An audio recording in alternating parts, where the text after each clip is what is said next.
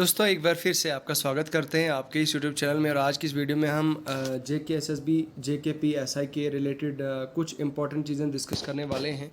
तो ये वीडियो आप सबके लिए बहुत ही ज़्यादा इंपॉर्टेंट होने वाली है, जो भी Jammu Kashmir police sub inspector का पार्ट है। तो वीडियो में आगे बढ़ने से पहले मैं चाहूँगा कि अगर आप मेरे यूट्यूब चैनल पर नए तो मेरे चैनल को सब्सक्राइब करें, वीडियो को लाइक करें और शेयर करें।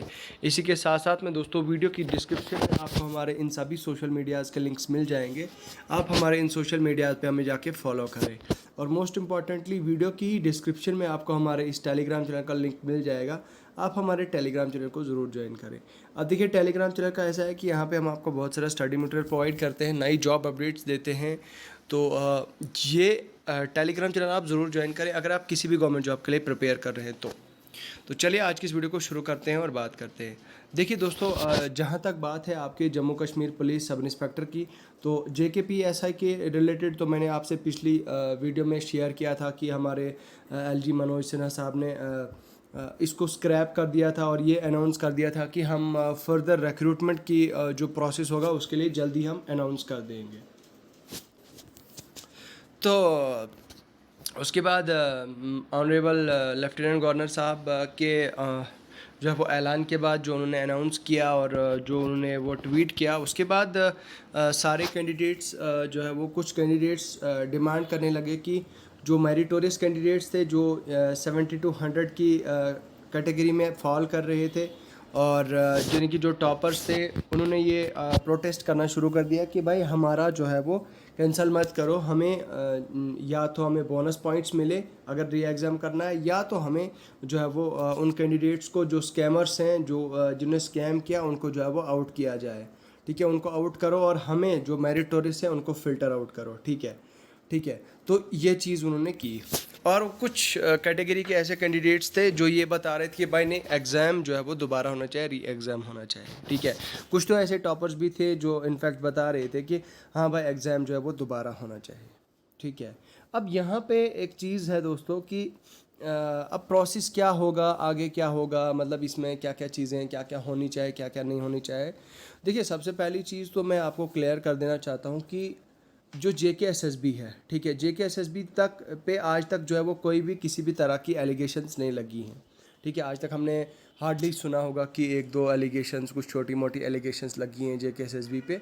तो इस तरह का जो है वो हमने आज तक नहीं सुना। बट हाँ, पहली बार इनफैक्ट JKP SI की जो रिक्रूटमेंट होती थी, पहली बार JKSSB को सौंपी गई थी और पहली बार ही हमें ये इतना बड़ा स्कैम जो है वो देखने को मिला। ठीक है, और इनफैक्ट इसी वजह से जो है वो 3 मेंबर की कमेटी जो बनाई थी हमारी यूटी के गवर्नमेंट ने पूरी जो है वो 3 मेंबर की कमेटी ने जो है वो इसको कैंसिल कर दिया।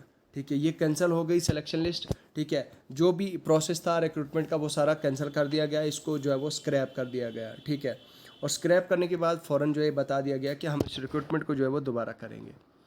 तो देखिए, अब यहाँ पे सीन ये है कि मेरे हिसाब से जो एग्ज़ाम है, क्योंकि मैंने आपसे कहा कि JKSSB को ऑलरेडी ये पहली बार दिया था, तो मेरे हिसाब से ये जो एग्ज़ाम है ये 2 से 3 रिक्रूटमेंट एजेंसीज़ जो है वो इसको कंडक्ट करने की चाहिए।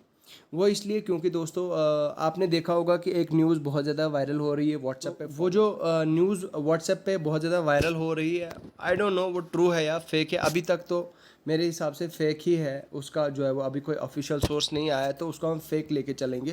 तो ठीक है, जब कोई ऑफिशियल सोर्सेज से हमें पता चलेगा उसके बाद ही हम उसको ट्रू जो है वो मान सकते हैं।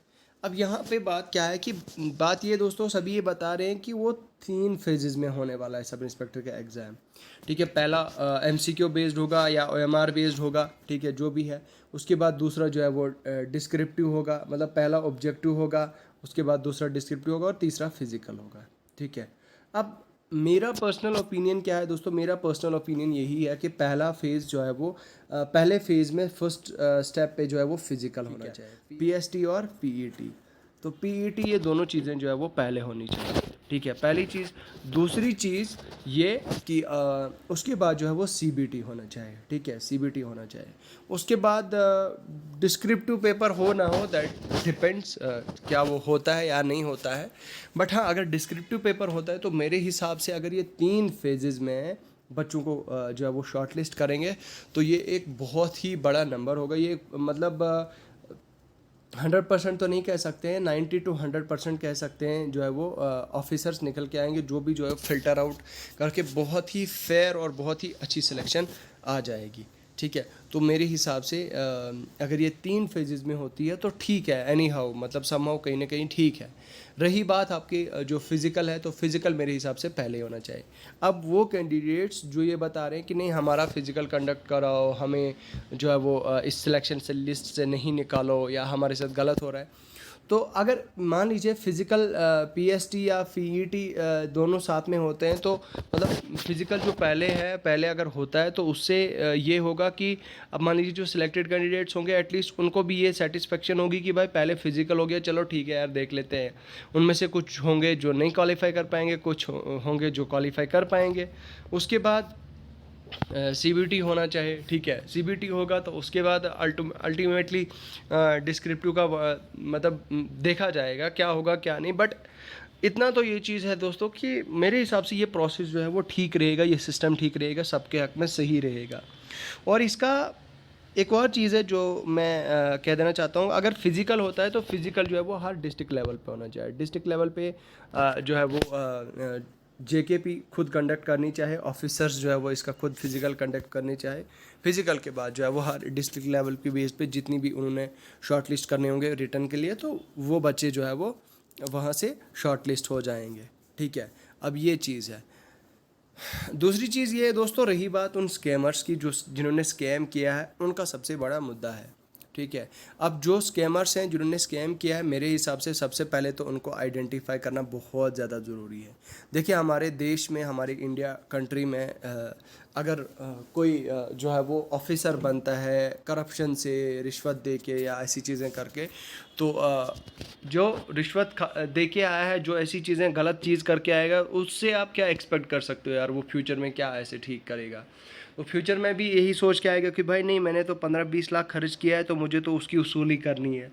तो मेरे हिसाब से this is one of the worst thing. और ये जो जो लोग ऐसे आते हैं, जो ऐसे स्कैम करके आते हैं, जो पैसा देकर सोचते हैं कि हमारा हो जाए, उनको जो है वो आइडेंटिफाई करना दोस्तों बहुत ज़्यादा ज़रूरी है। उनको जो है वो नंबर 1 उनको डिसमिस कर देना चाहे उस सिलेक्शन लिस्ट से। और जेकेएसएसबी क्या हर एक जेकेपीएससी या यूपीएससी या एसएससी, हर एक लेवल के एग्ज़ाम के लिए हर एक रिक्रूटमेंट एजेंसी जो है वो उनको बैन कर देनी चाहे, उनको कोई किसी भी एग्ज़ाम में बैठे नहीं देनी चाहे। अब जो लोग ऐसे करके फ्रॉड करके ऐसे एग्ज़ाम में बैठेंगे, एक एग्ज़ाम में बैठेंगे, उनका यही चाह होगी भाई उनका पढ़ाई से लेना देना नहीं होगा, क्योंकि वो मतलब उनका कोई वो मेरिटोरियस नहीं होंगे, वो कैपेबल नहीं होंगे उस एग्ज़ाम को क्वालिफाई करने के लिए, इसलिए वो स्कैम और इसलिए वो ये सारी चीज़ें करते हैं।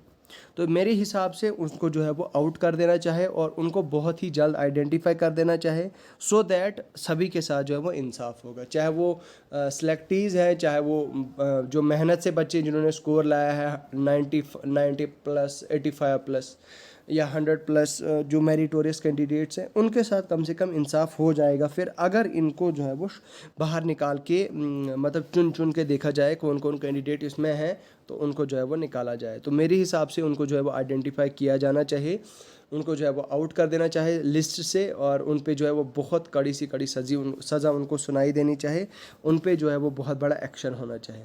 ठीक है, ऐसे लोग जो है वो देश का भला नहीं कर सकते, ऐसे लोग जो है वो देश का अच्छा नहीं कर सकते, जो लोग रिश्वत और गलत कामों से जो है वो एंट्री पाने के चक्कर में होते हैं। ठीक है, तो सब इंस्पेक्टर का एग्ज़ाम जो है वो मेरे हिसाब से 1-2 महीने के अंदर अंदर हो जाना चाहिए। और वही मैंने जो कहा कि फ़िज़िकल हो जाए तो ज़्यादा अच्छा रहेगा, physical and then followed by return जैसे पहले होता था, तो that will be far better. तो आपकी क्या राय है, आपकी क्या सजेशन है, आप मुझे कमेंट सेक्शन में लिख के ज़रूर बताएं। मिलता हूं आपसे नेक्स्ट वीडियो में दोस्तों। आज की वीडियो में फ़िलहाल इतना ही है। खुदा हाफिज़।